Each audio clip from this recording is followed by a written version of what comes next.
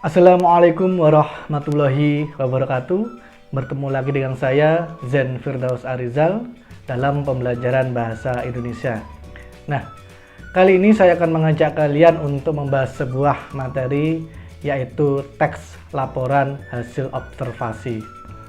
Seringkali kita mendengar atau membaca sebuah kata, yaitu observasi, atau yang sering disebut dengan pengamatan. Setiap hari tentunya kita mengamati berbagai macam hal, mulai yang ada di sekitar kita, di lingkungan kita, baik yang disengaja maupun tidak disengaja. Tetapi semua itu belum tentu bisa disebut dengan observasi. Observasi itu memerlukan perencanaan yang matang, kesengajaan, dan dikaitkan dengan sebuah bidang ilmu tertentu. Jadi ketika kita melakukan observasi atau seseorang melakukan observasi, harus ada objek yang ditentukan atau yang direncanakan. Harus ada alur-alur yang sistematis, yang runtut, yang perlu direncanakan. Tidak sekadar melihat sesuatu. Teks laporan hasil observasi ini adalah sebuah teks yang berfungsi untuk memberikan informasi tentang suatu objek. Objek ini dapat berupa benda, atau mungkin tumbuhan, hewan, atau konsep suatu bidang ilmu, atau mungkin ekosistem tertentu. Mengamati sebuah objek yang telah dilakukan penelitian. Semisal kita mengamati sebuah pengaruh pupuk terhadap tanaman, atau kita observasi terhadap kandungan sebuah tanaman yang dapat digunakan atau dimaksimalkan kegunaannya atau dijadikan obat misalnya. Melalui penelitian yang sistematis, kemudian barulah dapat dituliskan teks laporan hasil observasi.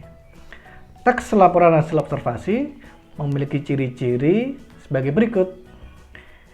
Teks harus disusun dengan runtut, harus urut sesuai dengan aturan penulisan karya ilmiah atau aturan penulisan penelitian. Kemudian teks observasi juga harus bersifat meyakinkan. Di dalamnya ada bukti, ada argumen-argumen yang logis. Kemudian dapat dibuktikan kebenarannya melalui pembuktian lapangan, melalui penelitian, melalui bukti-bukti dokumen, dan nantinya harus menjawab hipotesis yang meyakinkan bahwa penelitian itu berhasil atau berguna. Kemudian teks laporan hasil observasi disusun menggunakan bahasa yang jelas, tentunya sesuai dengan ejaan yang disempurnakan. Kemudian harus membahas sebuah bidang ilmu. Tentunya harus merinci objek secara sistematis, mulai dari definisi apa yang diteliti, apa yang diamati, kemudian diklasifikasikan, dijabarkan, dan juga menyebutkan ciri-ciri objek itu. Orang yang melakukan pengamatan dapat disebut sebagai observer. Kemudian objek yang diamati dapat disebut sebagai observer. Nah, kemudian apa ciri-ciri kebahasaan dari teks laporan hasil observasi? Yang perlu kalian ketahui, di dalam teks tersebut ada yang namanya istilah-istilah dalam teks ini. Kita ketahui ada kata populer dan ada kata istilah. Kata istilah itu kata yang condong terhadap suatu bidang ilmu atau lekat dalam suatu bidang ilmu. Contoh istilah dalam ilmu kesehatan mungkin ada injeksi, ada abiotik, ada serum, ada vaksin, dan lain-lain. Ada juga istilah-istilah yang lain, asimilasi, komplikasi, dan lain-lain, bisa kalian temukan sendiri. Kemudian di dalam menyusun teks laporan hasil observasi itu harus menggunakan kata-kata baku. Di dalamnya terdapat kata-kata baku, jadi sesuai dengan ejaan yang disempurnakan. Kalimatnya juga kalimat yang efektif. Bagaimana cara menuliskan kalimat definisi yang benar, cara menuliskan kalimat tanda hubung, antar kalimat, antar paragraf itu sangat diperhatikan dalam penulisan teks laporan hasil observasi.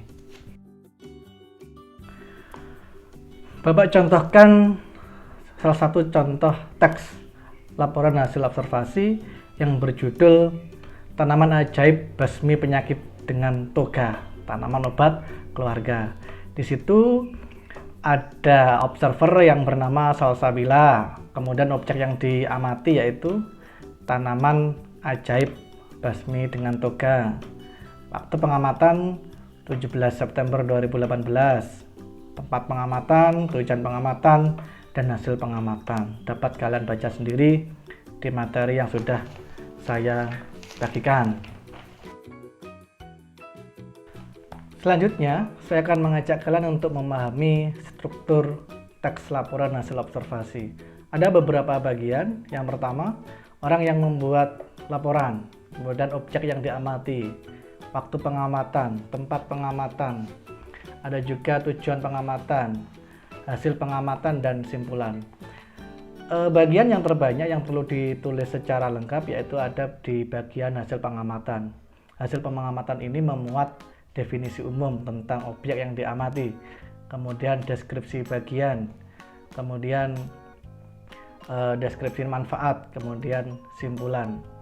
Definisi umum ini merupakan pembuka. Kalian dapat menuliskan hal-hal yang berkaitan dengan objek yang diteliti.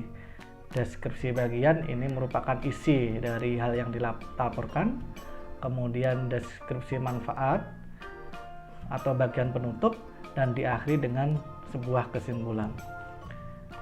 Di contoh saya hadirkan lagi sebuah penelitian tentang atau observasi tentang daun sirih. Orang yang membuat laporan ada namanya Arkan Nayotama. Objek yang diamati tanaman ajaib basmi toga. Kemudian waktu pengamatan 7 September 2018. Tempat pengamatan di rumah. Tujuan pengamatan mengetahui daun sirih dan khasiatnya bagi kesehatan. Kemudian isinya bisa kalian baca sendiri. Anak-anak, akan saya ajak kalian untuk memahami aspek kebahasaan dalam laporan teks hasil observasi. Yang pertama tentang kalimat efektif. Kalimat efektif yang sesuai dengan kaidah bahasa baik ejaan maupun tanda baca, sehingga dapat dengan mudah dipahami oleh pendengar dan pembaca. Yang pertama tentang kepararelan bentuk antara satu bentuk jenis kata dengan jenis kata yang lain. Kalau satu verba, yang lain juga verba. Saya contohkan di sini. Manfaat sirih lainnya adalah menghilangkan bau mulut yang berkurangnya jerawat. Di sini pertama merupakan kalimat aktif, menghilangkan menggunakan me, tetapi yang kedua berkurangnya. Ini seharusnya juga ditulis sama, menghilangkan bau mulut, mengurangi jerawat. Yang kedua, kesepadanan struktur. Ciri kalimat yang memiliki kesepadanan struktur yaitu memiliki subjek dan predikat yang jelas. Bapak contohkan, sirih berkhasiat menghilangkan bau badan dan mimisan dapat diatasi dengan sirih. Ada dua kata yang dituliskan ganda, sirih dan sirih. Ini membuat kalimat ini rancu, kurang dapat dipahami secara jelas. Ini sebaiknya ditulis sirih berkhasiat menghilangkan bau badan dan mengatasi mimisan. Ini adalah kalimat yang sepadan strukturnya. Yang ketiga, kehematan kata. Tentunya ketika kita menulis laporan hasil observasi harus memperhatikan kehematan kata agar kata-kata yang hadir tidak berbelit, tidak terlalu panjang, tidak membingungkan pembaca. Contoh penghematan yang pertama dapat dilakukan dengan cara penghilangan subjek. Bapak contohkan, buah sirih merupakan buah buni, buah sirih berbentuk bulat, buah sirih berdaging. Ini terdapat banyak sekali kata buah sirih. Dapat dihilangkan menjadi satu subjek saja yang berbunyi, buah sirih merupakan buah buni, berbentuk bulat, berdaging, dan berwarna kuning hijau. Ini merupakan kalimat yang hemat daripada contoh kalimat satu. Contoh-contoh kehematan kata dapat kalian baca sendiri di materi yang sudah saya bagikan. Kemudian kecermatan. Cermat dalam memilih kata. atau memilih kalimat-kalimat yang hadir di dalam teks laporan hasil observasi. Contohnya, anak sekolah yang terkenal itu gemar menanam tanaman obat. Nah, ini rancu. Dapat ditulis dengan anak sekolah terkenal itu gemar menanam tanaman obat. Kemudian kebahasaan yang harus diperlihatkan lagi yaitu tentang kelogisan. Logis tentunya dapat diterima oleh akal pikiran. Contohnya, waktu dan tempat kami persilakan kepada kepala sekolah. Ini tidak logis. Yang logis langsung saja ditulis, yang terhormat kepala sekolah kami persilakan. Waktu dan tempat tidak bisa dipersilahkan. Kemudian yang harus diperhatikan yaitu huruf kapital. Penggunaan huruf kapital untuk penulisan nama diri, nama geografi, dan nama nama jabatan, kemudian dan lain-lain. Tanda baca, tanda koma, tanda titik juga harus diperhatikan. Yang paling penting juga penggunaan tanda hubung antara antar kalimat dan intra kalimat.